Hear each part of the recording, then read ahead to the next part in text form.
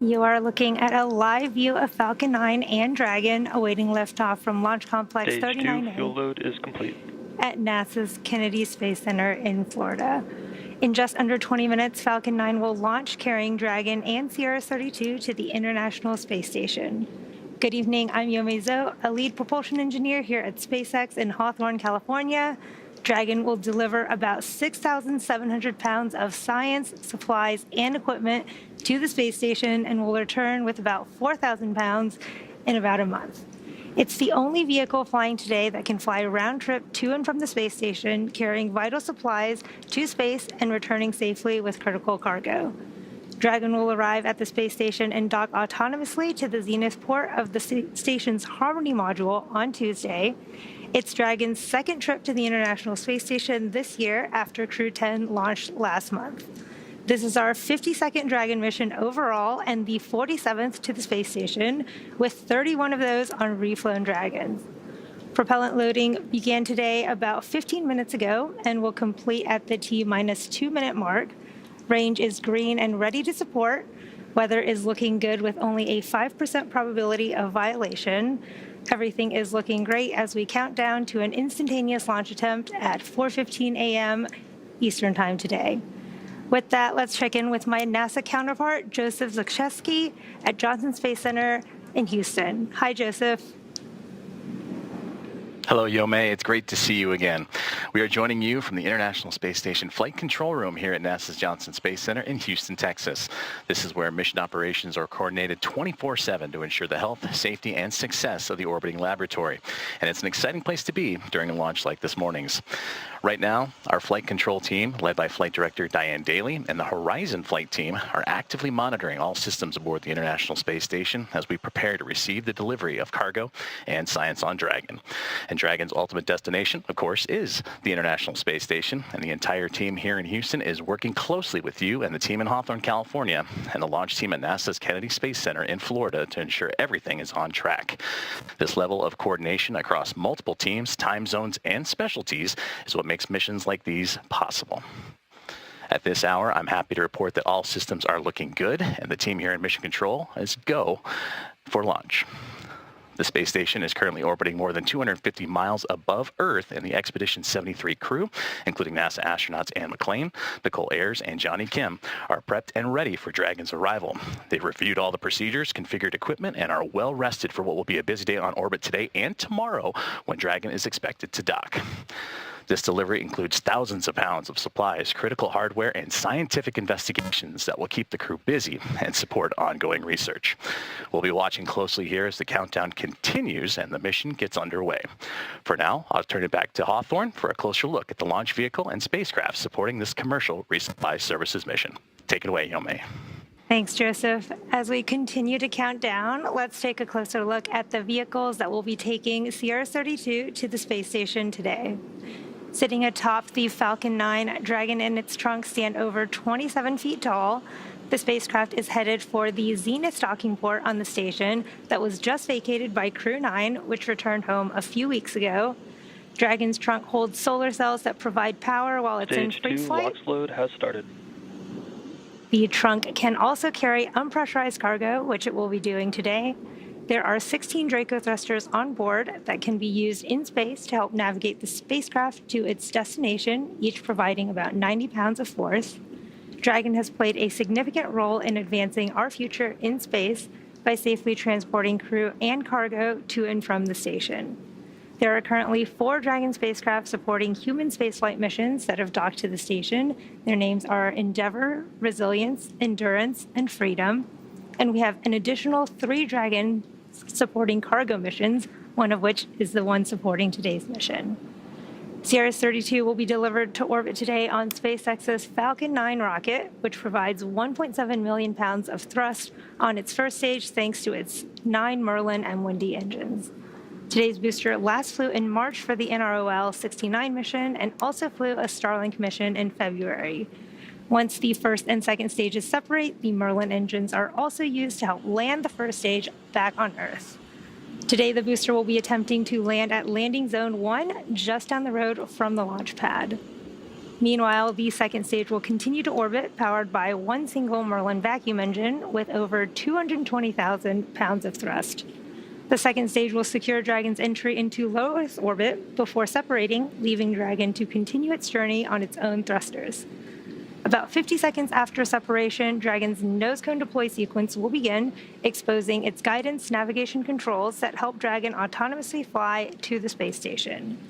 With T0 coming up in just under 15 minutes, our teams in Florida are doing a series of system checks to ensure Dragon and Falcon 9 are ready to fly. While the countdown continues, let's talk about a new capability Dragon has in development. Last year, during CRS-31, Dragon successfully performed a reboost test for NASA that demonstrated Dragon's ability to change the station's orbit, increasing the station's altitude over the course of about 12 minutes.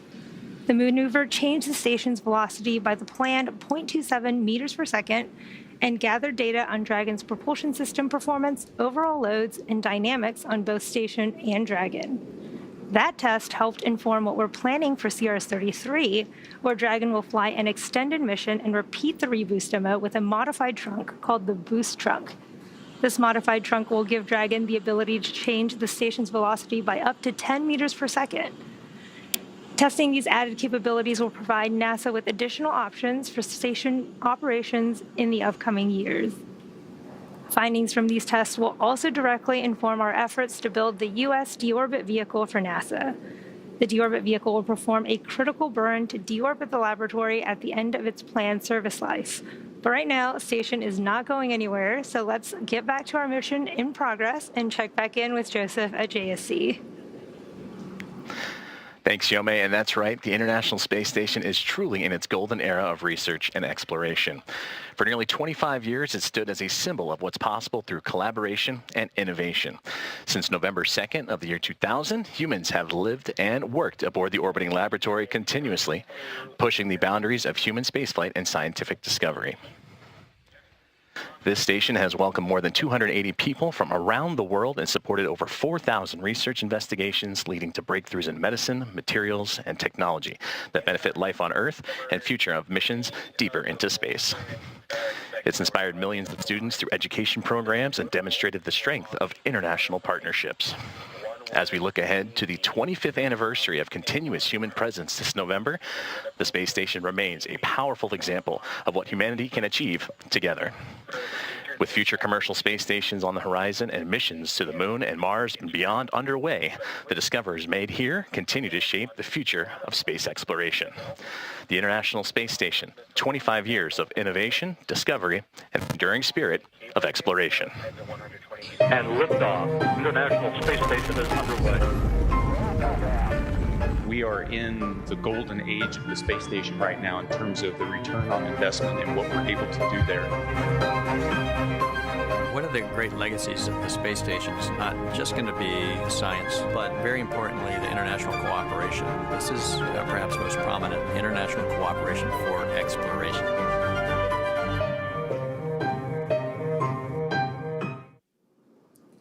SpaceX is proud to have been a part of missions to station since the COTS demo Flight 2 mission in 2012. Since 2019, Dragon crews have splashed down off the Florida coast, but now all Dragon recovery operations are returning to the West Coast and will take place off the coast of California. This ensures that Dragon's trunk, when jettisoned during re-entry, will enter over the Pacific Ocean. There are 3 sites supported by SpaceX located off the coast of Southern California, including Los Angeles, Oceanside, and San Diego. Spreading the supported sites across multiple locations helps to maximize the return opportunities for Dragon missions.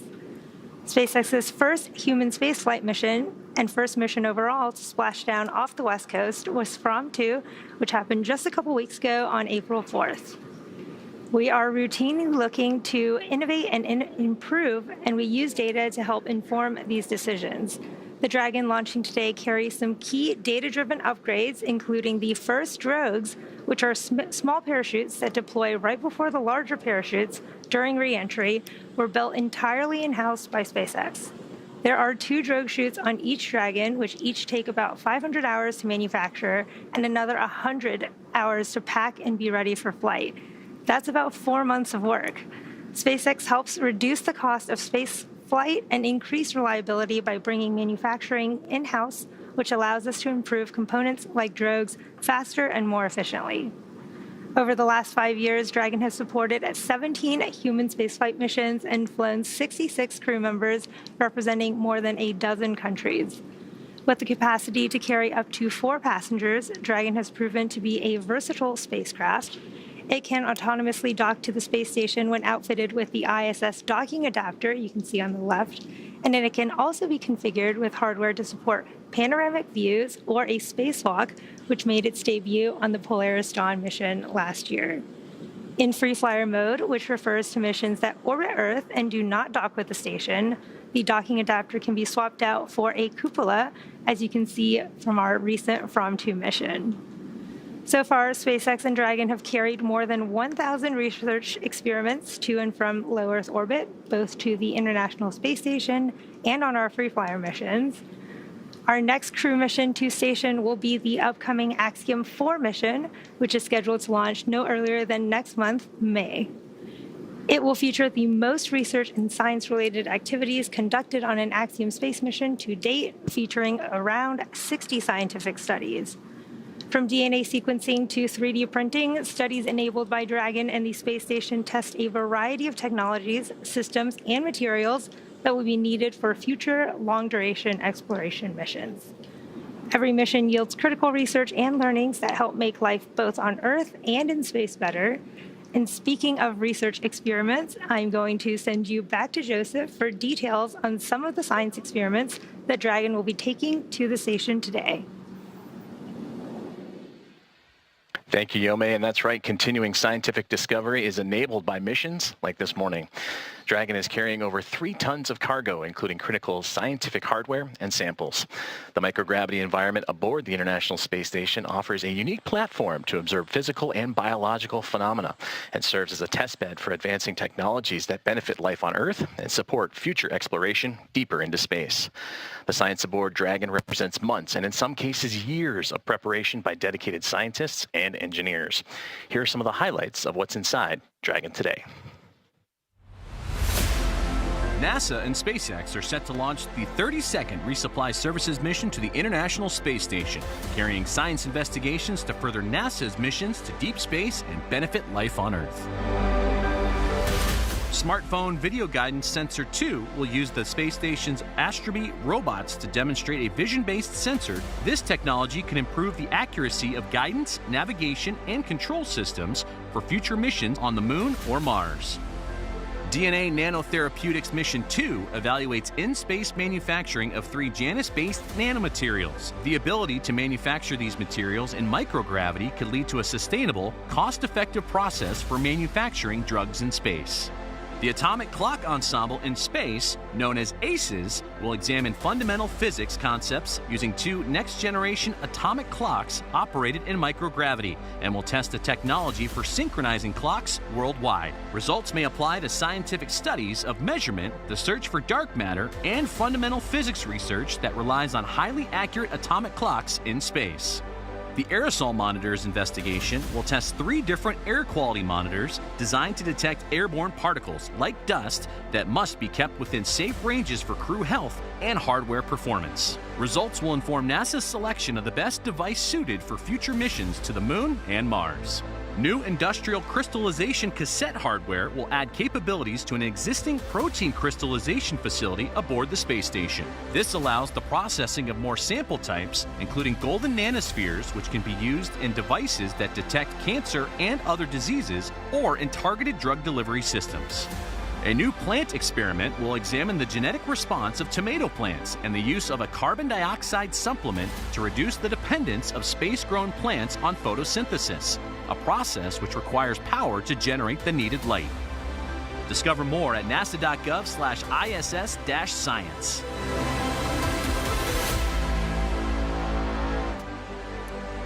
Here at just about T-minus 5.5 minutes, all systems are currently go for an on-time liftoff. Strong back retraction will begin shortly. And in preparation for retraction, the clamp arms around the second stage will open, and then the strong back will recline away from the Falcon 9. Now, when we say strong back, we mean the transporter erector, which is that large truss structure next to the Falcon 9, which will lean back slowly away from the rocket in preparation for liftoff. Now, the clamp arms are located just below where the Dragon is on the second stage, and they will begin to slowly open here in just a few moments. For strong back retract. Dragon is in terminal count and is on internal power. There's that call out. Dragon is in internal power, and we are getting ready for strong back retraction. You should be able to see those clamp arms open slowly here. They're kind of covered in gas, cold gas from the cryo loading, but they should be Strong open back lower has started. here shortly. There's the call out for the strong back retraction sequence has started.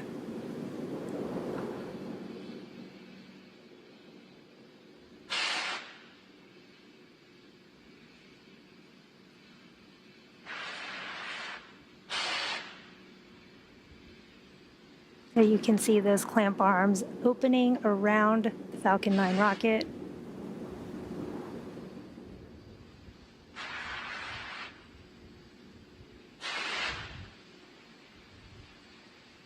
Clamp arms are now fully open, and you should see that strong back begin to recline away from the Falcon 9 booster.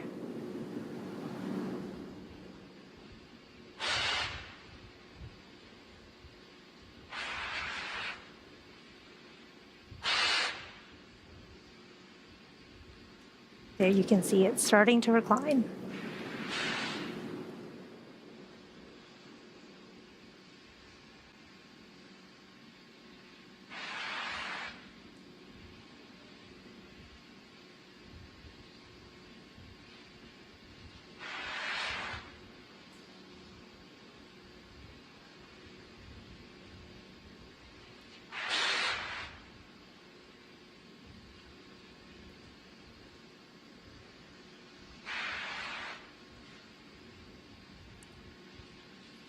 And there you saw the strong back recline. The range around the launch site also green. If for some reason we are unable to launch this morning, we will have a backup opportunity tomorrow, April 22nd at 3:53 a.m. Eastern. As you heard, that call out for stage 1 liquid oxygen loading has been completed.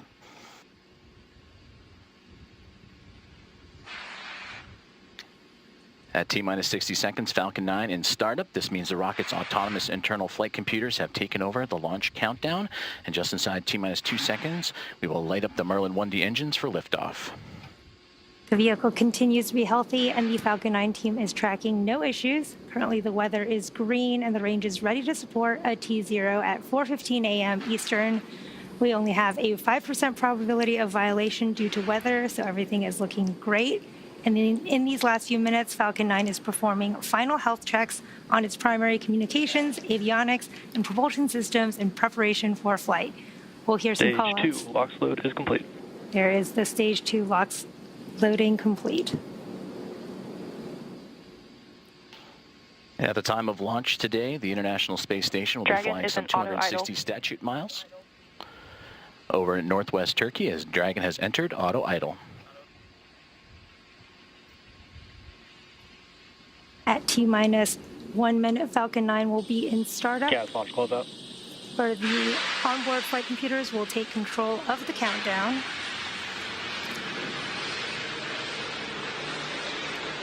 Dragon will also transition to internal power at this time.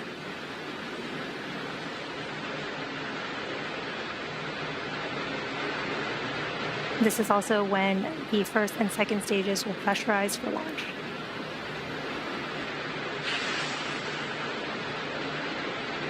Falcon 9 is in startup. We are now in startup. Dragon is in countdown. And Dragon is in countdown. Range remains go for launch, and we are waiting for that final launch director go. LD, go for launch. There is that launch director go for launch. All systems are go for a launch of Falcon 9 and the CRS-32 mission.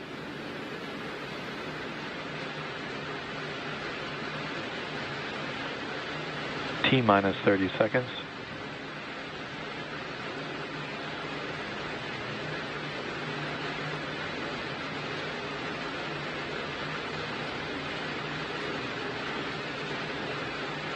T minus 15.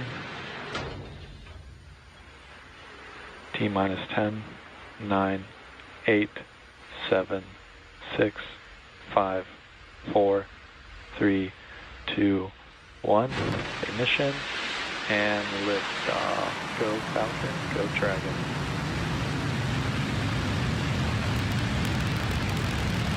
And liftoff. NASA's SpaceX 32nd Commercial Resupply Services mission is on its way to the International Space Station, carrying over 3 tons of science and supplies to Expedition 73 as it begins its pitch downrange.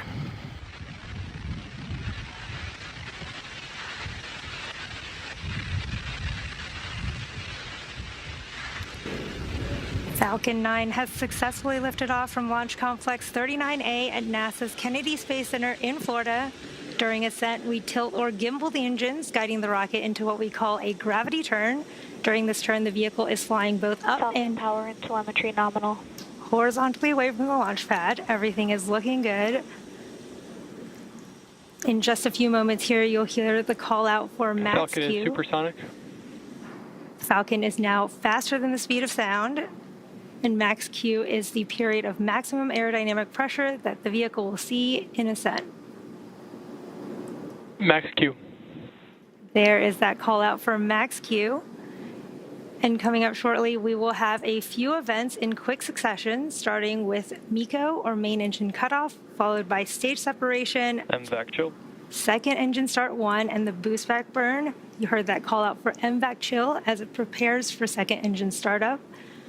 Now, main engine cutoff, or MECO, is the point in flight where we shut down the 9 Merlin 1D engines on the first stage. Shortly after that, stage 1 and 2 will separate from each other, with the first stage booster beginning its trip back to Earth.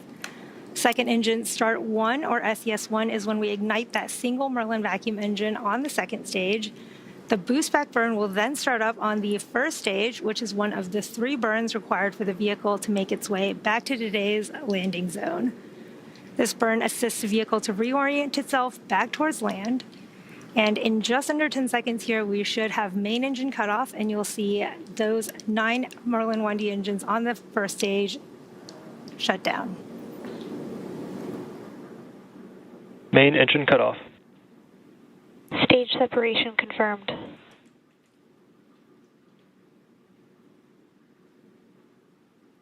MVAC ignition. Stage 1 boost back startup. Wow, beautiful views from the first stage and second stage camera. You can see the first stage leaving in that view. And as you saw and heard, those events just happened. Main engine cutoff, stage separation, second engine startup 1, and the first stage boost back burn. You can see beautiful views of that first stage boost back burn right now. That boost back burn will continue for about 30 more seconds. Again, this is the burn where the engines will bring the trajectory back towards our landing site at Cape Canaveral, back to landing zone 1, which is just a short hop from where we lifted off just a few minutes ago. And we have just under 10 seconds of that boost back burn of the first stage.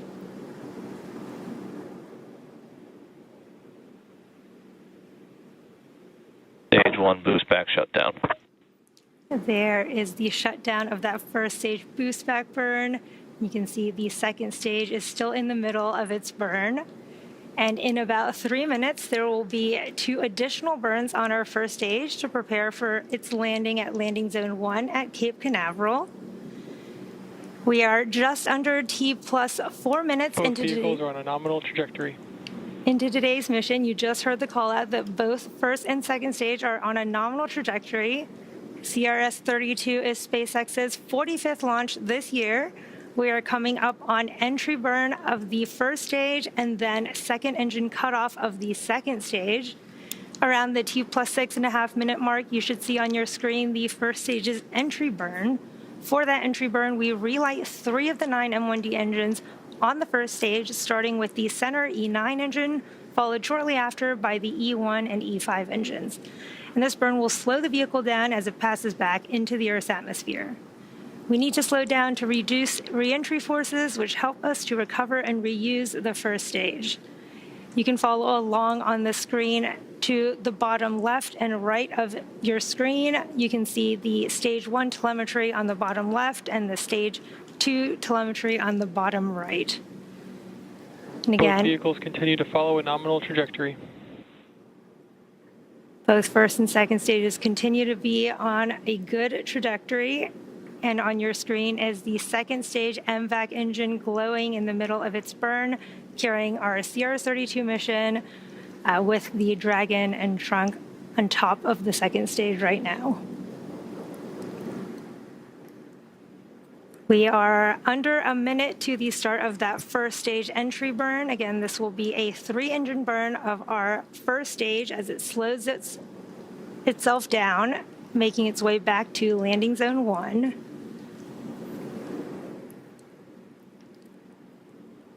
And that burn will be a 3-engine burn with the center E9 engine along with 2 engines on the side.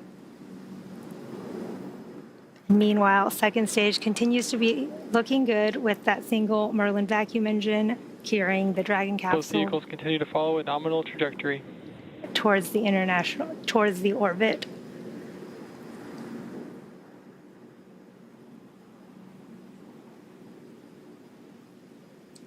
Just a few seconds away from the start of that first stage entry burn. Stage 1 entry burn startup. There is that start of the first stage entry burn.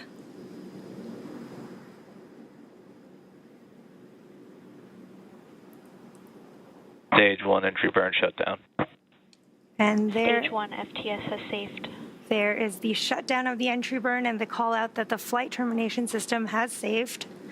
Now, this first stage that's supporting today's mission has just performed its entry burn for the 3rd time. Falcon 9 is the world's first orbital class reusable rocket, and this is important because reusability allows SpaceX both vehicles following a nominal trajectory to refly the most expensive parts of the rocket, which in turn drives down the cost of access to space. Now, coming up, we'll have the landing burn on the first stage, Stage 1 transonic. Quickly by the shutdown of our MVAC engine on the second stage. You can see the lights of the Florida coast in that view on your left.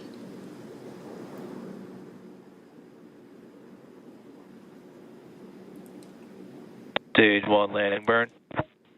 There is the start of our stage 1 landing burn. We're now waiting for Falcon 9 to make that precision landing. Deploy.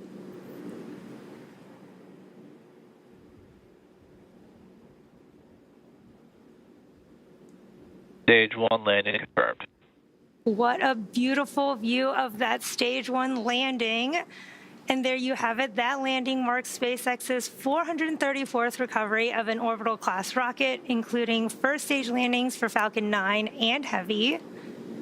We are now looking at Stage 2. Stage 2 is in terminal guidance, which is carrying our CRS-32 mission, and it is in the middle of its burn with the second engine cut off in just a few moments here. Stage 2 FTS has saved.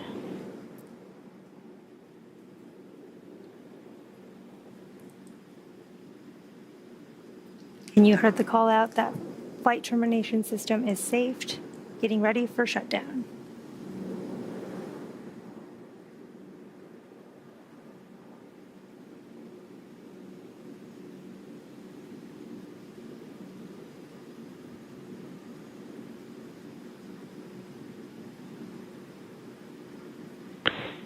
nominal park orbit insertion. There we got confirmation. We did have second engine cutoff, and we did have confirmation of a good orbit. It looks like we are on track for Dragon separation in just under 30 seconds here. The vehicle is now coasting with Dragon attached, and we are just moments away from spacecraft separation. We're seeing a great view from the second stage as it cools down and prepares to separate Dragon so that it may begin its journey to the International Space Station.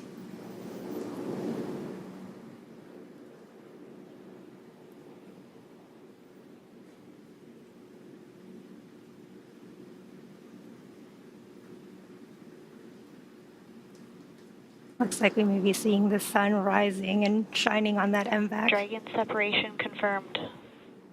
There is that confirmation of Dragon separation. We've had a great mission so far with an on-time liftoff at 4:15 a.m. Eastern Time, a successful stage separation followed by a successful landing of our first stage at Landing Zone 1 and a good orbital insertion. We are now just waiting for nose cone deployment, which should happen in just a few moments here. So I'll hand it back over to you, Joseph, at JSC. Thank you very much, Yome, and great to see the NASA SpaceX 32nd commercial resupply mission light up the morning sky off the Florida coastline. And always great to work with you as we again await the nose cone deploy. And as we await those moments where the nose cone will expose those 4 forward bulkhead Dracos, these Draco thrusters will execute a series of maneuvers necessary to raise its orbit and meet up with the International Space Station. So as we continue to monitor that nose cone deploy, right now, immediately after Dragon separates from the Falcon 9, it begins what we call the activation and rendezvous phase of the mission. Now, this is during the phase that Dragon is configured for on-orbit operations and will begin after the separation of Dragon from the Falcon 9, which you just saw, and it'll end with the completion of the final co-elliptic burn that'll occur as Dragon begins its methodical approach to the International Space Station. Our initial orbit today, 190 kilometers by 210 kilometers, with those numbers representing the perigee and apogee of the orbit, the lowest and highest points of the Earth. That means the orbit isn't a perfect circle, but more like a very slight ellipse. And over the next several hours after liftoff, Dragon will execute a series of burns, which will gradually raise its orbit to align more closely with the station. And there are 5 major burns or firings of those Draco thrusters we were talking about on Dragon that will bring the spacecraft close to station before we begin the final approach maneuvers. And we'll continue to monitor that nose cone deploy as it looks like it'll get underway here shortly. Let's take a look inside and transfer to the control rooms. On the left side, you can see the SpaceX mission control teams over in Hawthorne, California, and that oversaw today's launch and will continue to monitor Dragon on its journey to the International Space Station over the next day.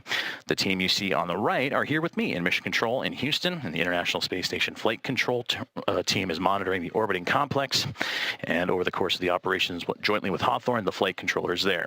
Those joint operations between the two teams, you will see, will come a little closer to when Dragon is in its final approach phase, and that'll be about 2 hours or so prior to docking. The teams here are awaiting for that nose cone to deploy, and we'll also bring you those live views from inside Dragon, where you'll be able to see it open up and begin its journey onto the International Space Station ahead of docking.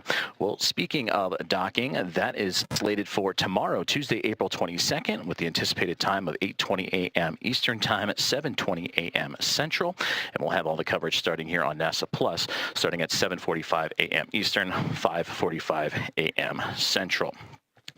Thank you for following along as we continue to await the nose cone deploy of NASA's SpaceX 32nd commercial resupply services mission, as it is well on its way to the International Space Station after that on-time liftoff of 4:15 a.m. Eastern Time, carrying over 3 tons of science and supplies to the Expedition 73 crew. And that includes NASA astronauts Anne McClain, who you can see in the front right-hand side, along with Nicole Ayers on the front left, Johnny Kim, who is on that back left-hand side, just over in the background, JAXA astronaut and Expedition Commander, newly minted Commander of Expedition 73, Takuya Onishi, and Roscosmos cosmonauts Kirill Peskov, Sergei Ryzhikov, and Alexei Zubritsky joining up for Expedition 73. And going into the docking phases, and again anticipated for tomorrow morning, Kim and Onishi will be the ones that will be monitoring the Dragon spacecraft as it approaches the International Space Station, and they just arrived on station pretty recently. For Johnny Kim, just arrived on station nearly 2 weeks ago, back on April 8th. And for Takuya Onishi on the right-hand side, he was just ahead of him with Crew 10 as he would arrive to the orbiting laboratory back on March 16th. And we mentioned that Onishi, the newly minted commander of Expedition 73, and that was just a couple of days ago on April 18th, and what has been a pretty busy weekend for overall spaceflight involving the International Space Station.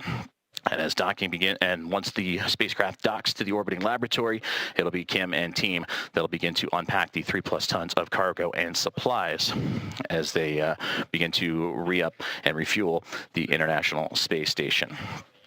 As we continue to monitor here and await the nose cone deploy of the NASA SpaceX 32 or CRS-32 commercial resupply services mission. We mentioned some of the key science aboard that spacecraft, and that was earlier in the broadcast, and you can find out more at nasa.gov. But another key piece of science is the APEX 12 experiment, the Advanced Plant Experiments in Space 12. That will investigate whether certain cell components can help plants survive stressful environments in space and influence the viability of future space crops. And we just got reports that the nose cone is beginning to deploy, so we'll keep an eye on for those first images inside Dragon. And there you can see the full breakdown of cargo that is heading to the International Space Station, including crew supplies, science investigations, spacewalking and equipment, and much more. And aboard Dragon also is a carefully curated menu of food to support those aboard the station, including a diverse selection of tailored choices to reflect the crew's individual preferences.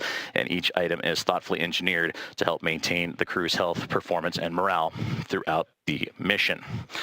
And we continue to follow along inside the International Space Station Flight Control Room as we await the nose cone deploy of the 32nd Commercial Resupply Services mission. We mentioned earlier that Dragon will perform 5 key burns using its Draco thrusters to steadily close in on the International Space Station before beginning its final approach. Well, that first burn, the first major burn, is the phase burn, which happens at the highest point or apogee of Dragon's very first orbit as it's well on its way. It raises the lowest port or the orbit or the perigee, helping Dragon get closer to the space station's path. Burn number 2 is the boost burn, which is based on what our orbital data will tell us. The raise Dragon's orbit until it reaches an altitude just 10 kilometers lower than the space station. And then the third burn is the close co-elliptic burn, which adjusts Dragon's orbit so it stays about 10 kilometers below the station the whole way around the Earth. The fourth burn, the transfer burn maneuver, which raises Dragon's highest orbital point to just 2.5 kilometers below the station. And then we mentioned earlier the final co-elliptic burn that'll keep Dragon in a stable orbit 2.5 kilometers beneath the station as it lines up for approach. As we continue to follow along and await the nose cone deploy, starting to close in on that nose cone, opening up and exposing those bulkhead Draco thrusters. That'll help begin those burns. That'll begin about 45 minutes or so, that phase burn, that first one we mentioned, just shortly after that great on-time launch here earlier this morning. And after that, the Dragon spacecraft will reach different waypoints or checkpoints along its way as it'll begin approach initiation, and then waypoint 0, waypoint 1, and 2 before eventually docking with the International Space Station. That is slated again for tomorrow morning, Tuesday, April 22nd at 8:20 a.m. Eastern Time, 7:20 a.m. Central Time, and we'll have the NASA Plus start time at 7:45 a.m. Eastern, 5:45 a.m. Central. And we are closing in slowly but surely on that nose cone to be deployed as the team's on the ground in SpaceX on the left-hand side. You can see in Hawthorne, California, as well as the team here inside of the International Space Station Flight Control Room and Johnson Space Center in Houston, Texas, currently monitoring Dragon's progress. And they will be doing so over the next several hours, a little more than a day, between the time of launch to the time of the anticipated docking.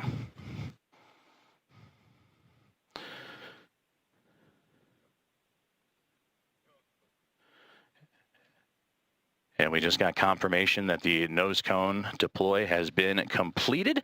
And again, that exposes those forward bulkhead Draco thrusters as Dragon now continues its journey. And there's a great view coming from the Dragon spacecraft right there in the first looks of Earth as it makes its way and fades up and towards the top of your screen. And again, Dragon carrying those 6,700 and such pounds of cargo and supplies, beginning its journey to the International Space Station. Well, now that the nose cone is deployed and Dragon is ready for its phasing burns to the space station with a successful orbit insertion, I'm now joined by Dana Weigel, the International Space Station Program Manager. Dana, thank you so much for joining us. Thank you for having me today. Excellent and beautiful launch we had. It's wonderful to see it light up the Florida coast like it does. And of course, well on the way to the International Space Station that you oversee, we've discussed the crucial role of collaboration and teamwork in making missions like this possible. How have you witnessed this in your team's preparation for this launch this morning? Well, we have hundreds of researchers worldwide and a large industry supply base across the country who support our missions. Putting together a mission is a big technical and logistics challenge, from equipment manufacturing and deliveries to packing and integrating the cargo and planning and executing the mission. An additional challenge for this mission was the late manifest changes that we had to make to adjust to the loss of the NG-22 Cygnus mission that was originally planned to fly this summer. It's hard to describe the complexity of how we keep our space station well supplied with the proper reserve margins. It's one of the hallmarks of how we successfully have maintained the continuous presence in low Earth orbit on the International Space Station for the last quarter of a century. We're fortunate to have an extremely dedicated and adaptable team across NASA and industry who come together to make our missions look seamless. And it's been a wonder to watch you and the team work too. And I mentioned earlier, it's been a pretty busy weekend, just this weekend alone, in spaceflight involving the International Space Station. We saw NASA astronaut Johnny Kim recently arrived at Space Station. Spacewalk preparations are underway, scheduled for May 1st. Change in command, a new expedition beginning with Expedition 73, and veteran astronaut Don Pettit landing yesterday and returning home to Houston earlier this evening. How has your team's preparation and everything that you just mentioned reflected that spirit of adaptability and coordination across what's been a pretty busy time frame? Well, the pace of our current activity is nothing new to the International Space Station team. The impressive thing that's always so striking to me is how NASA and our international and commercial partners work so closely together to make it look easy. Trust me, none of it is easy, nor is any facet of human spaceflight. We mentioned earlier, and you just touched upon it a moment ago, the excitement building towards the station's 25th anniversary of human presence that'll be coming up this November. A lot of key milestones along the path that have happened. How do missions like the commercial service or resupply services mission, this 32nd one, continue to showcase the station's capabilities and its role in advancing science, technology, and exploration? As we have now for decades, science is the hallmark and trademark of the International Space Station. The arrival of Dragon tomorrow with its supplies and research not only advances science and technology, but also enables us to continue fulfilling our objectives on this most amazing complex. Dana Weigel, the International Space Station Program Manager, thank you so much for your time in joining today's broadcast. Thank you again for having me. Let's check back in with Yome and the team at SpaceX. Thanks, Joseph. Dragon will now begin its journey toward the International Space Station, executing a series of phasing burns to gradually close the distance. This approach will take just over a day, with docking targeted for early tomorrow morning, Tuesday, April 22nd. NASA and SpaceX continue working side by side to deliver science, supplies, and inspiration to the orbiting laboratory. Congratulations again to the teams on another successful cargo resupply services launch. SpaceX is honored to be a part of NASA's Commercial Resupply Services initiative to deliver critical cargo to the space station, and we thank NASA for entrusting us with today's mission. It's only April, and we've already launched in partnership with NASA missions like Crew 10, SphereX, and Punch, Firefly Aerospace, and Intuitive Machines. For those of you following along, you'll know that this mission marks our 45th of the year, and to stay up to date with all of our launches and missions, check spacex.com/launches for schedules. That will do it for us here at SpaceX in Hawthorne. Good night, everyone, and thank you for tuning in. Hand it back to you, Joseph. Thanks, Yome. As always, it's been a pleasure to team up with you and share this launch with you. Join us on NASA Plus for our coverage of the final approach and docking of this spacecraft beginning at 5:45 a.m. Central Time, 6:45 a.m. Eastern. Tomorrow, Tuesday, for that docking expected near 7:20 a.m. Central, 8:20 a.m. Eastern. Be sure to visit nasa.gov for the latest updates on our coverage and expected docking time as we follow the operations throughout the next few hours. With Dragon safely on its way to the International Space Station, that wraps up this morning's coverage of NASA and SpaceX's 32nd Commercial Resupply Services launch. Until next time, this is Mission Control Houston.